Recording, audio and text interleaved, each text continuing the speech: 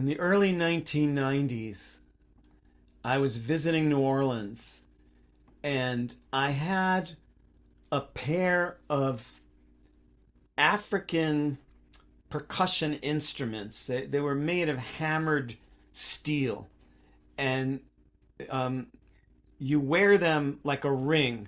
One ring on one finger of one hand, one ring on one finger of the other hand. And they had little like teardrop shapes of metal hanging down from them. A little bit like a primitive metallic version of castanets. The ring,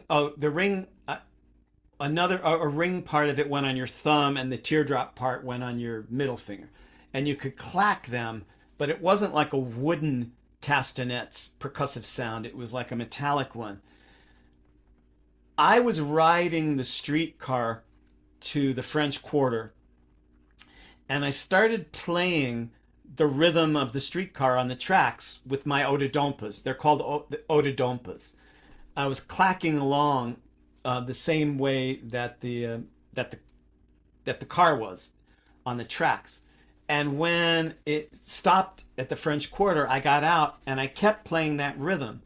And I told myself, I'm going to walk down Bourbon Street playing the rhythm of the streetcars in the city with my Ododonpus until somebody comes out from one of those bars and asks me to sit in on percussion with their band. So I'm walking down Bourbon Street, still playing that streetcar rhythm, and people are taking notice because it's a very unusual instrument. And New Orleans is a pretty musical town. But yet even there, nobody seemed to have ever seen these before. So I was getting a lot of attention. People nodding to me, pointing to me, even dancing a little bit with me. A kid tap dancer was starting to tap to my rhythm, and I kept playing it the whole time until I got to Bourbon and St. Charles Street, and this guy comes running out of the bar with a washboard percussion instrument hanging on his neck, and he said, "What are those things?" And I said, "They're called Ododonpus." And he said, "Will you come in and show them to my band?" And it turned out to be a band called Mamou. I later found out they were a pretty famous band. And just like I had said I wanted to do, they invited me to sit in with them on stage and play the Ododonpus all night long. And we got people dancing in the streets, and it was beautiful and it was wild.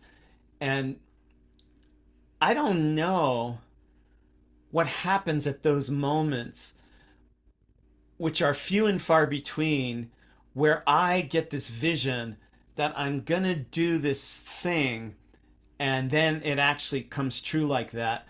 But I wish I could draw upon that medicine more often, because it was pretty amazing. And I had a great time.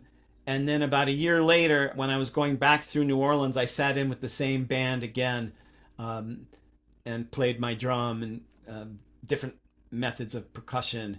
And I wish I could teach the art of how to do that. But I think what it has to do with is when your creative impulse aligns with a greater creative impulse. It wasn't just me laying my intention over a passive universe to make something happen that nobody else wanted. It felt like I was tuning in to an energy, that there was a communal energy, a collaborative energy. And when your own visions and energies and choices tune in to the greater energies around you, then I think you can make something like that happen.